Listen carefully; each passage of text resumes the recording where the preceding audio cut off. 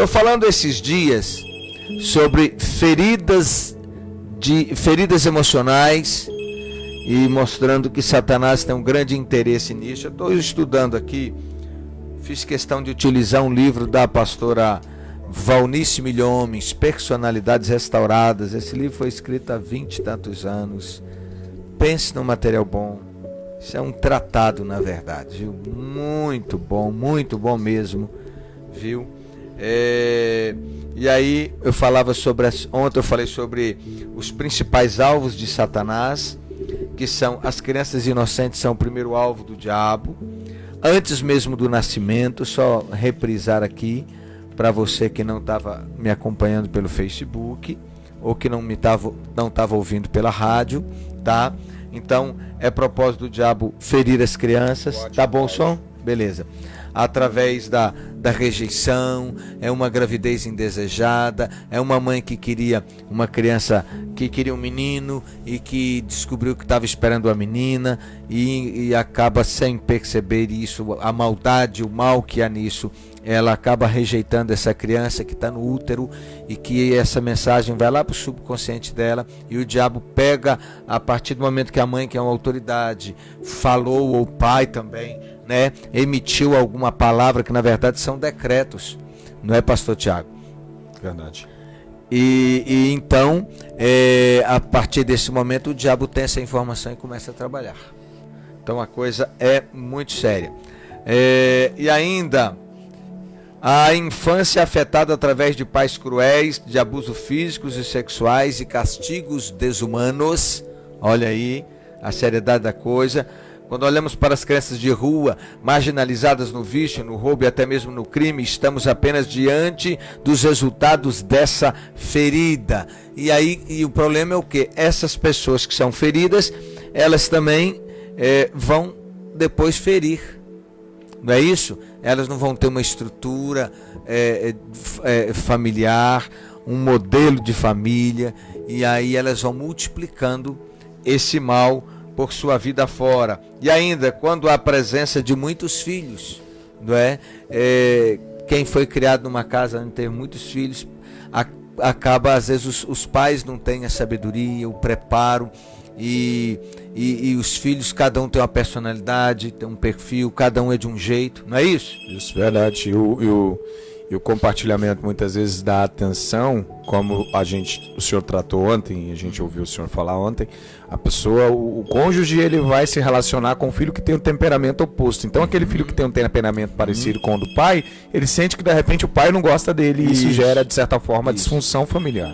Até porque quando um filho tem uma personalidade parecida com a nossa, nós vemos nele as coisas em nós que nós não gostamos, a gente acaba batendo de frente. Por exemplo, se a mãe é uma mãe estressada, não é? Se ela é impulsiva, explosiva, e ela tem um filho ou uma filha assim, também, né, com esse mesmo perfil, então eles vão bater de frente, que ela vai falar, ela vai retrucar.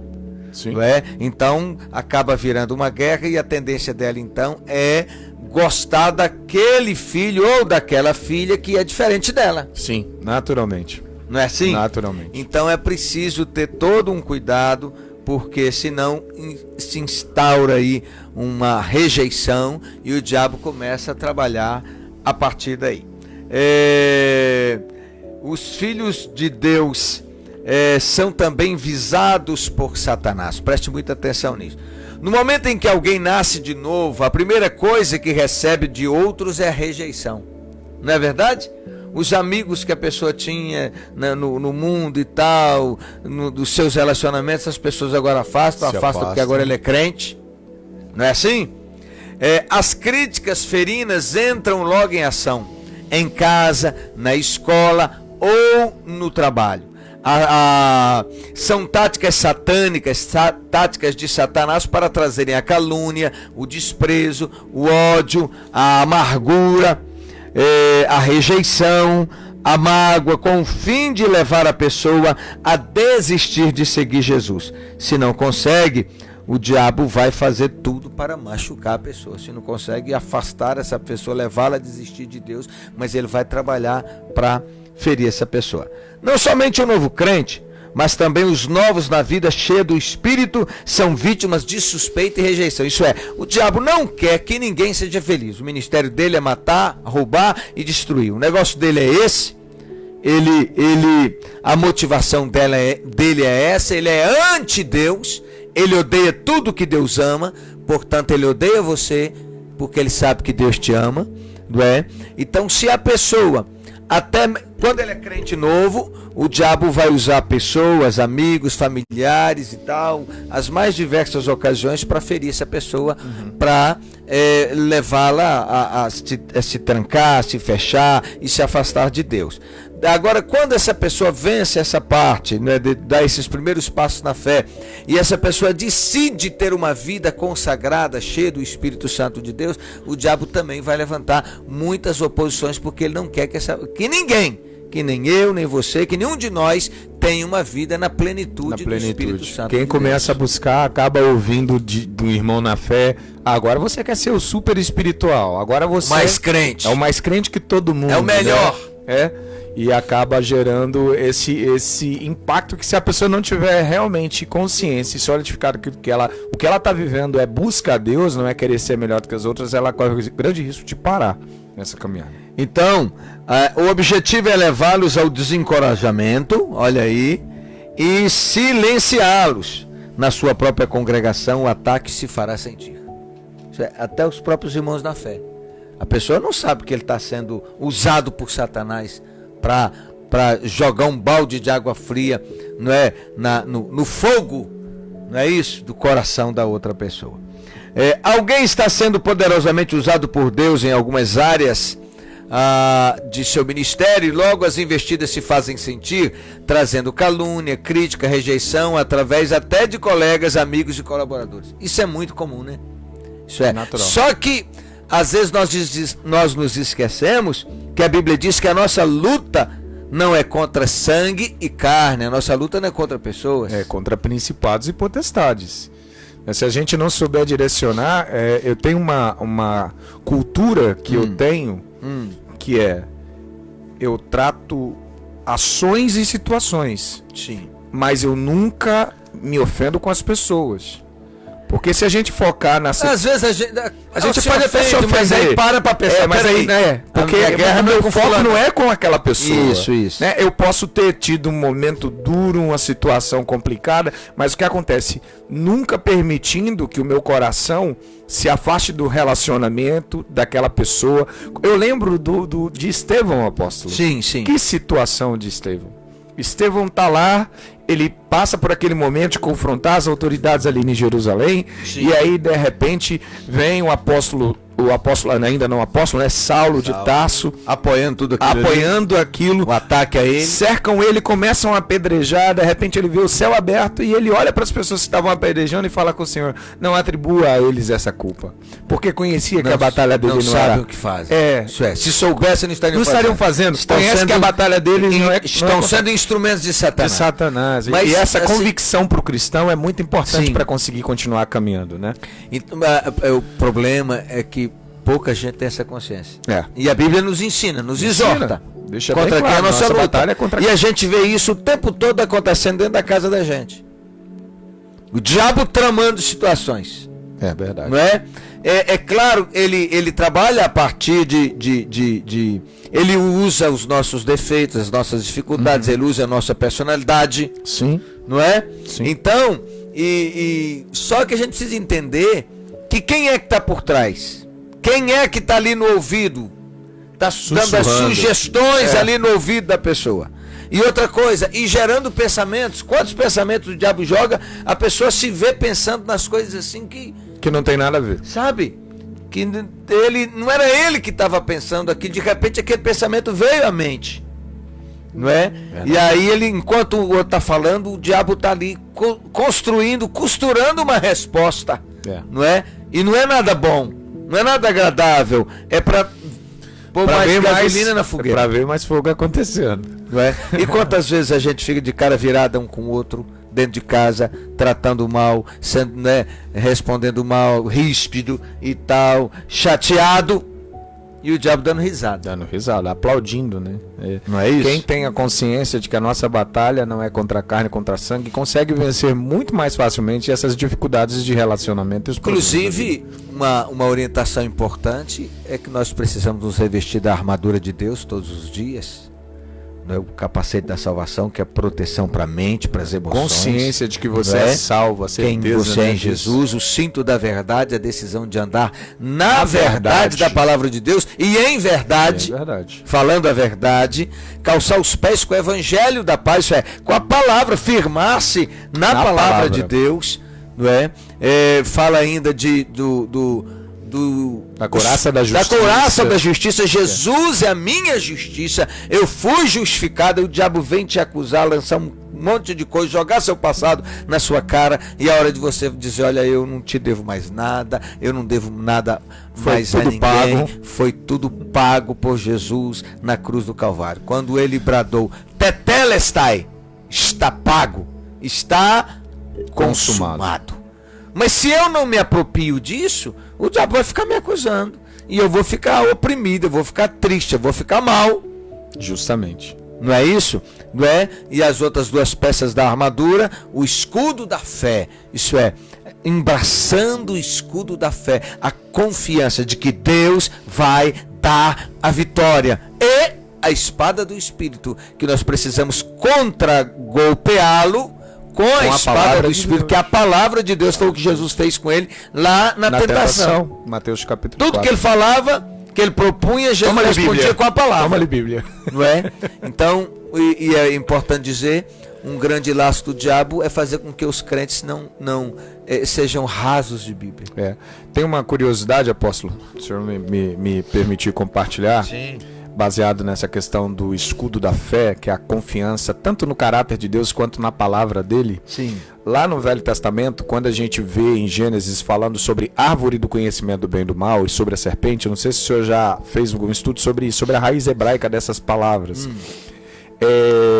Tem uma vertente judaica que ele faz uma análise mais profunda de cada uma daquelas palavras usadas ali em Gênesis. E a palavra serpente é Nahash, o nome da palavra para serpente. Só que a mesma escrita é Nihush, que quer dizer pensamento sugerido. Sim. Pensamento lançado, ou seja, quando sussurra no seu ouvido um pensamento. E árvore é Etz, né? Sim. De Haeretz, da terra, árvore Etz. E a mesma palavra, a mesma escrita é Etza, que é mau instinto. Sim. E aí alguns judeus eles falam que o que aconteceu, possivelmente aconteceu no Éden, foi que Satanás ele lançou um pensamento contra o caráter de Deus. E aí Adão e Eva, eles não usaram esse escudo da fé de acreditar, de confiar no caráter de Deus, colocaram em dúvida o caráter de Deus. Então a árvore que nasceu dentro deles foi esse ceder ao mau instinto de colocar em dúvida o caráter do Eterno. E aí eles se afastaram de Deus automaticamente.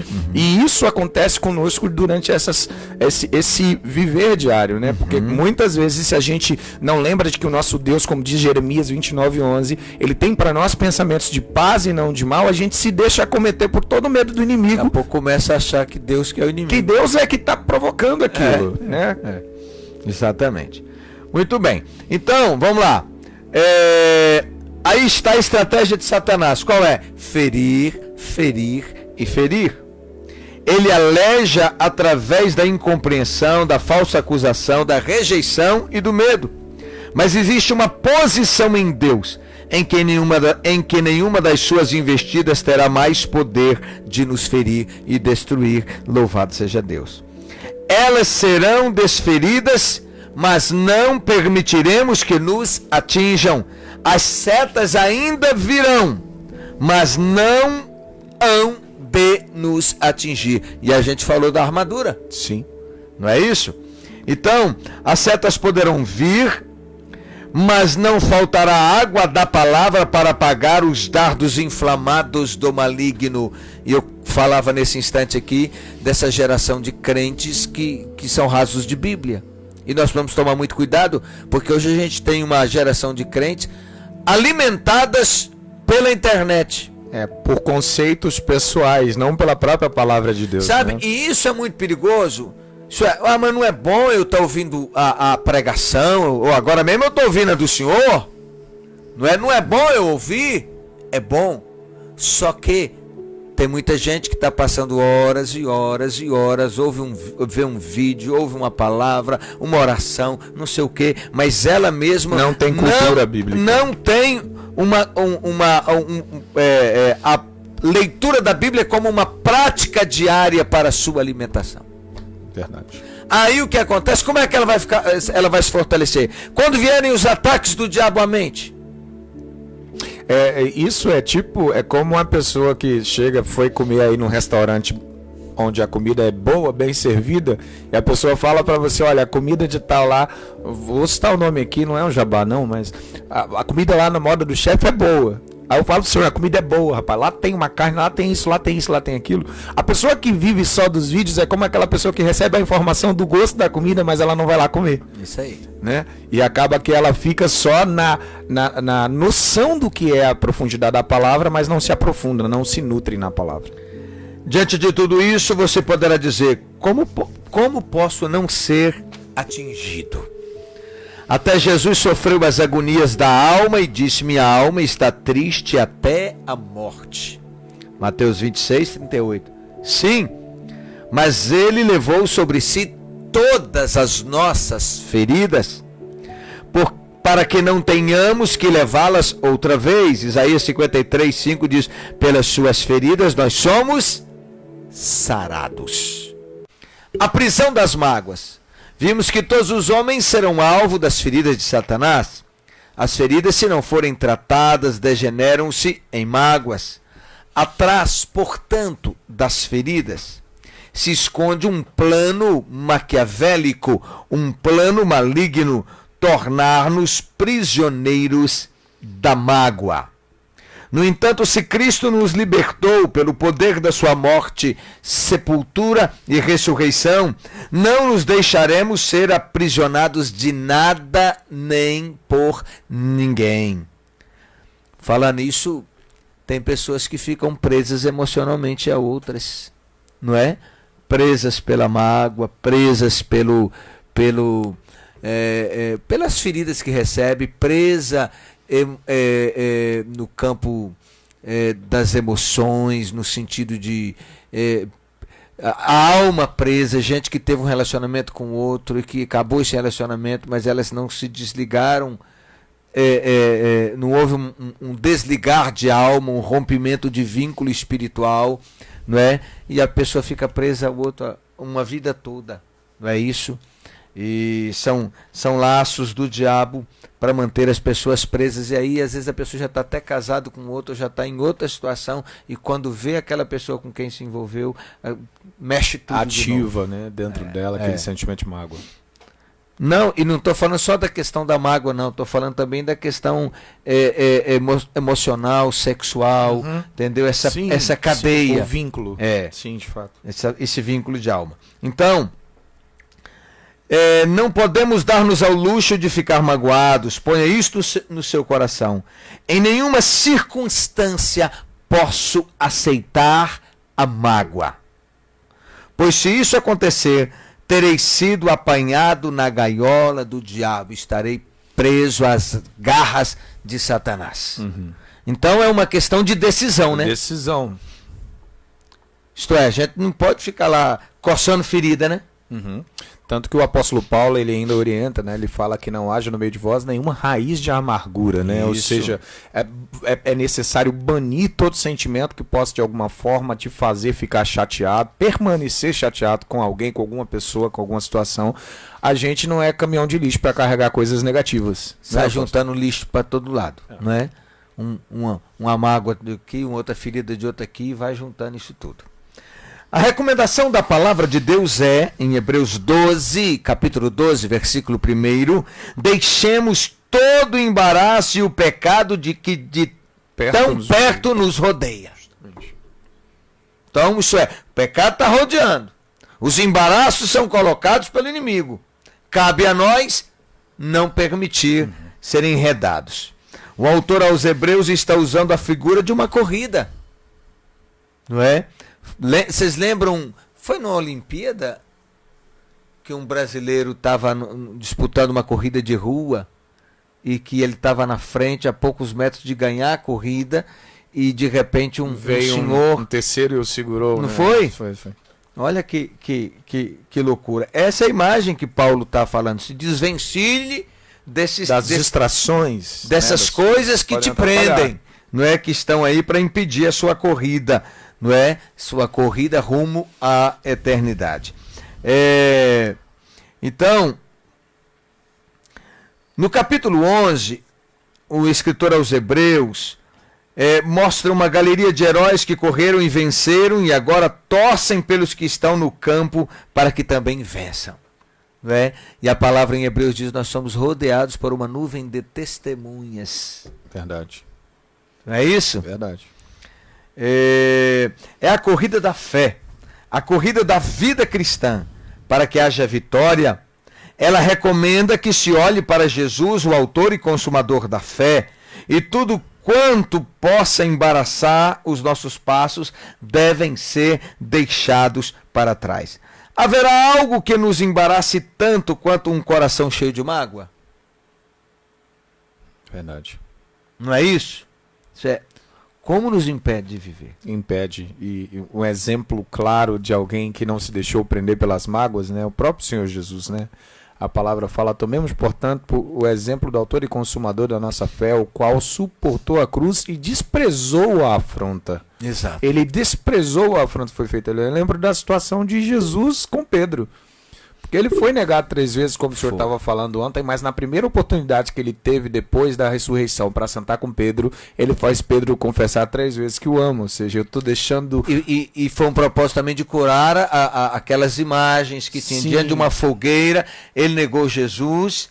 Isso. E agora Jesus acende uma fogueira ali e dá a ele uma oportunidade. Fazer um reset, né? Reprogramar a mente de Pedro, resetar a cabeça dele e programar, falando: olha só, a partir de agora, você pode até ter feito aquilo, mas eu estou te dando a oportunidade de falar que me ama, porque para mim aquilo passou. Não estou carregando mágoa daquilo, né? As feridas prendem. Prendem a pessoa que fere. O que aceita as feridas prendem a pessoa que fere. Isso é, se alguém me feriu e eu aceito essas feridas, não é? Então eu fico preso a essa pessoa. O que aceita as feridas torna-se prisioneiro da pessoa que o feriu. Se você está magoado com alguém, tornou-se seu escravo. Eu costumo dizer, se você está numa boa, que aí vai para a cama com a sua esposa e lá essa terceira pessoa está contigo. Porque está ali te espezinhando. Você está lembrando de tudo e pode até minar esse momento. Verdade. Não é? É verdade. Graças a Deus nunca passei por isso. Mas é uma verdade. Claro. Não é? Então, se aonde você for, essa pessoa vai com você. Não é? Porque você ficou preso por causa dessa ferida. Você carrega essa pessoa atrelada à sua mente e sentimentos o tempo todo. Vai para a cama, dorme, anda com ele, não se aparta dele em momento algum e por isso é atormentado por um companheiro indesejado. Solte-o. Quando você o libera, a primeira pessoa a ser liberada é você mesmo. Pessoas que rompem relacionamento, acabou o casamento e fica lá futucando na rede social para ver o que está acontecendo com o outro. Peraí, você vai ficar preso a vida toda? É verdade. Não é isso? Que isso? É preciso cortar os vínculos todos, não é? Sair, por exemplo, se você está lá numa rede social, que alguém que teve um problema, que te feriu e tal, você libera perdão, ok, mas você também precisa manter distância até curar sua alma. Aí o outro vai lá e posta uma coisa, um texto, alguma coisa, aí aquilo ativa de novo, porque você está ferido, você não resolveu o problema na sua alma. Não é? Você não liberou essa pessoa, aí você acha que ela está te mandando indireta, ou se ela posta uma foto com alguém, ou num local, alguma situação de vitória, de conquista, aí também você esse já negócio se arma pensando que aquilo é algo direcionado a você. Sabe? Então é preciso liberar essas pessoas.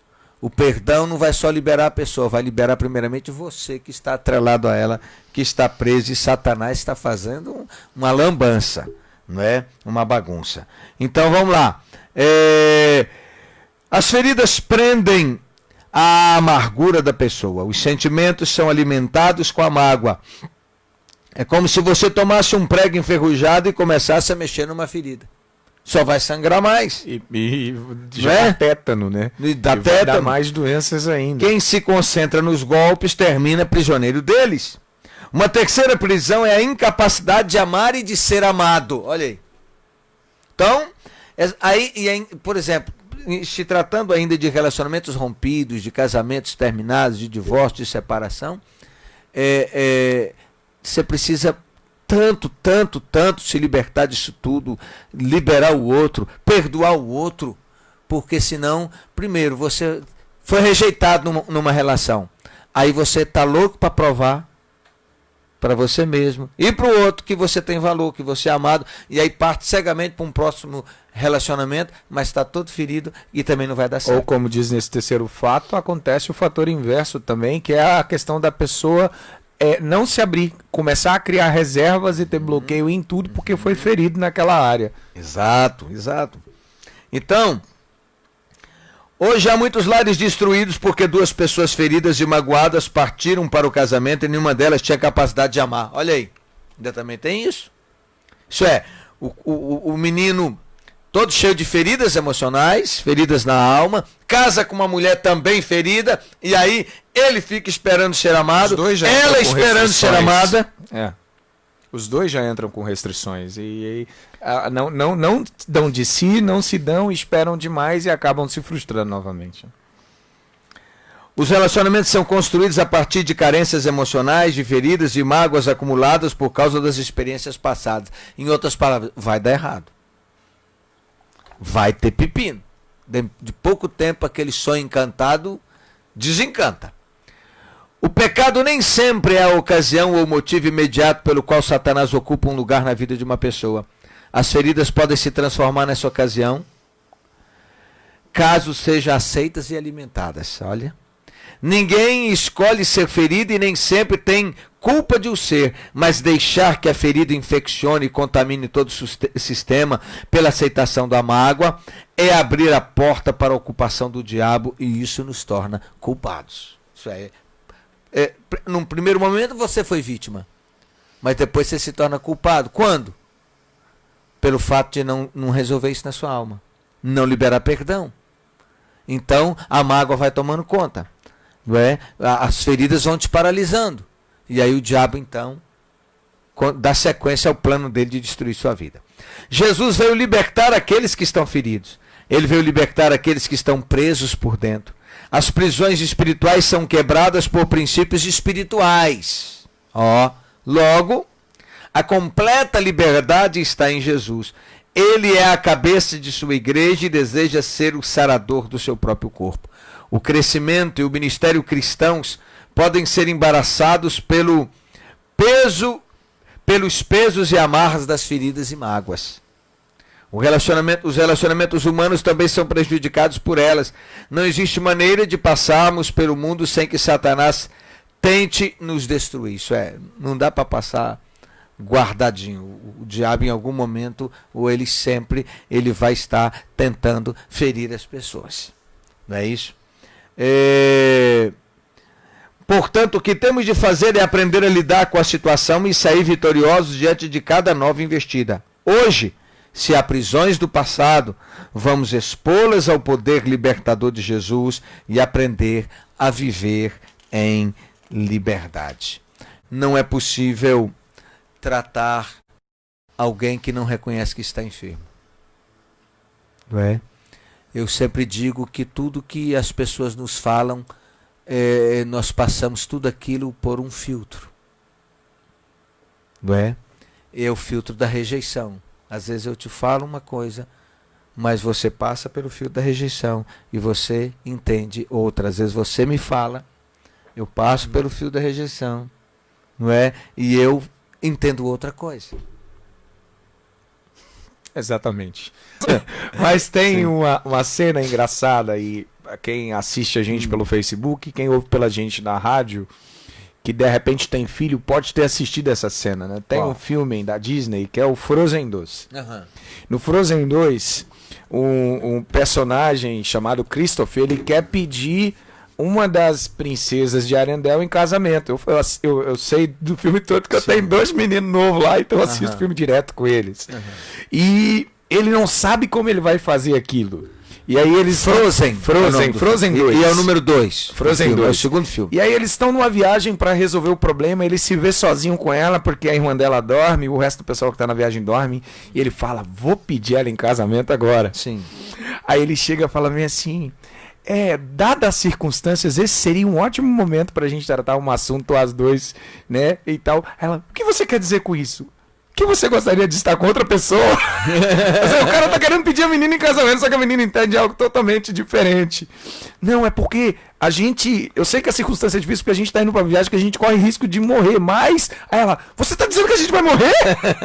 Ou seja, vira tudo de cabeça para baixo, justamente por causa do filtro da situação, do problema que tá vivendo na hora, da ferida na alma. Exatamente. Eu acho que o cerne, apóstolo, o centro do que pode de alguma forma nos manter firme e viver essa cura constantemente é justamente entender primeiramente de que nossa luta não é contra a carne e contra sangue, pra gente não ter problema com as pessoas. Não é contra pessoas, são situações são resolvidas. Todas as situações são resolvidas. Se a gente entrar com o coração aberto e fazendo aquilo que Jesus ele fala em João 17:17, ele diz na oração sacerdotal, ele fala, Pai, santifica-os na verdade e a tua palavra é a verdade. O que Jesus está querendo dizer é, separa eles através da palavra, que eles ajam por meio da palavra. Pai, eu te peço que eles sejam consagrados nessa palavra, porque aí a pessoa que é ferida, ele vai lá na palavra, me feriram, então eu vou procurar o meu irmão entre mim e ele, e eu vou tratar a situação, porque essa é a orientação da palavra. Exato. Né? Então ela vai procurar meios, não meios carnais. A palavra até diz, ireis, mas não pequeis. Tem momento que a gente ira, mas a gente não pode pecar e resolver as situações sem ter problema com as pessoas. Né? Perdão, a gente precisa entender que perdão não é sentimento. É decisão. Perdão é decisão. Se você for esperar sentir vontade de perdoar, você não vai perdoar ninguém. Aí vai ficar igual o patinho lá da história. Não tô sentindo nada. Nunca vai sentir. Então... Isto é, eu tomo a decisão. E por quê? Primeiro porque para o meu próprio bem. Não é? Para eu não ficar preso. Para não ficar aí carregando ao tempo todo essa pessoa que me feriu. Justamente. Então é preciso tomar essa decisão de perdoar. E às vezes a gente tem que ser honesto e dizer para Deus, eu tomo a decisão de liberar fulano. Minha vontade é matar. Quebrar o pescoço. Como disse o pastor Cláudio Duarte, vontade de separar nunca tive não, mas vontade de matar já tive muita vez. Então, Senhor, eu estou perdoando. A questão quem são os que mais nos ferem? Aqueles que a gente mais ama, aqueles que estão mais próximos. Não são os inimigos que nos ferem. Porque esses já são inimigos. Já são inimigos. Isso é um ciclo bíblico natural que a gente precisa entender. Não é? Na vida de José foi assim, na vida de Abel foi assim. Né? Na vida de todos os grandes homens de Deus, normalmente, aqueles que feriram foram os da família ou os mais próximos. Então, são daqueles que a gente só espera amor. Não é? Então, às vezes, a gente tem que chegar e dizer, Deus, eu decido perdoar. Eu vejo, às vezes, muitas mulheres que estão chateadas com o marido. Eu vou mostrar a imagem aqui para quem está pelo Facebook. E aí fecha o óculos, não é? Fechou as pernas do óculos. Vocês entenderam, né? E trava a vida sexual. Resolva isso. Trata isso. Até porque homem sem sexo ele vai ficando nervoso. Vai ficando irritado. Só vai piorar a situação. Só vai desgraçar tudo. A famosa TPS, né? Tensão pré-sexo. Não é? Enquanto a mulher tem TPM, tensão pré-menstrual. Então, é preciso perdoar. É preciso liberar. Tem pessoas, pelo tipo de personalidade, elas falam o que vem na cabeça e depois é que elas vão pensar. Elas falam, são explosivas. E por outro lado, às vezes ele casa com uma mulher que é uma esponja. Que tudo guarda. Tudo que você fala, ela guarda. Tudo guarda. Sabe? Oxe, às vezes minha mulher fala coisa, eu falei isso, foi? É verdade. É verdade. Ou é um sótão, né? Não é? Porque a esponja, se você apertar um pouquinho, ela solta tudo de novo. Mas o sótão vai Só guardando. Quando chega um dia que abre aquilo dali. Às vezes a pessoa é assim. Ela vai só... Tem um canto ali que ela vai guardando. Numa situação abre e aí tira coisa que você não O caso lá de imagina. casa é diferente. Minha mulher guarda as coisas boas, né? Amém. Aquelas que ela Glória a Deus. quer preservar É. nesse quarto. Estou só usando como ilustração que você falou do sótão, Sim. não é? De pessoas que tem um canto ali que vai só jogando as Armazenando feridas, aquele sentimento. armazenando as coisas que feriram. Tome muito cuidado, é uma decisão. Você precisa se libertar disso tudo e dizer: Jesus, eu libero essa pessoa. Eu estou rompendo aqui toda a ligação de alma, todo espaço que o diabo tem, todo direito que eu estou dando ao diabo para agir, para me atormentar com isso. Eu estou quebrando tudo isso. Eu estou perdoando, cancelando e liberando essa pessoa. Sabe, é uma decisão. E aí, eu não vou lembrar mais? Vai lembrar, você não teve uma amnésia. Você vai lembrar, porém não vai machucar mais. Não. E cada vez que, no início, nos primeiros dias que você passa um remédio sobre uma ferida, e ela nasce uma casca ali, uma pele, que a gente chama de casca, ali por dentro ainda está machucado. Se Ainda tocar tá. de novo, vai sangrar ferir. de novo. A casca é a proteção. Ela enrijece para proteger por um período. Não é? Então, enquanto a cura vem de dentro. De dentro. Não é? Ela vai De dentro para fora. de dentro, vai curando e até fechar totalmente aquela ferida. Então, quantas vezes precisar liberar, libera de novo. E diz: Satanás, já liberei fulano. Dá linha, para de me atormentar com E isso. outra coisa, a gente tem um auxílio, eu ministrei até sobre isso há menos de mês, após. Menos de um mês eu falei sobre isso. A gente não libera perdão e a gente vai sobrecarregando o nosso coração com essas cargas. Ixi, Já passamos, empolgamos. E aí o que acontece? O próprio Senhor Jesus, ele disse: se você tiver dificuldade de perdoar, declara a palavra e a palavra fala: vinde a mim todos vocês que estão cansados e sobrecarregados. Está sobrecarregado de mágoa, está sobrecarregado de pessoas que te feriram. Vai para Jesus, entrega essas mágoas na presença dele e ele vai te ajudar com isso.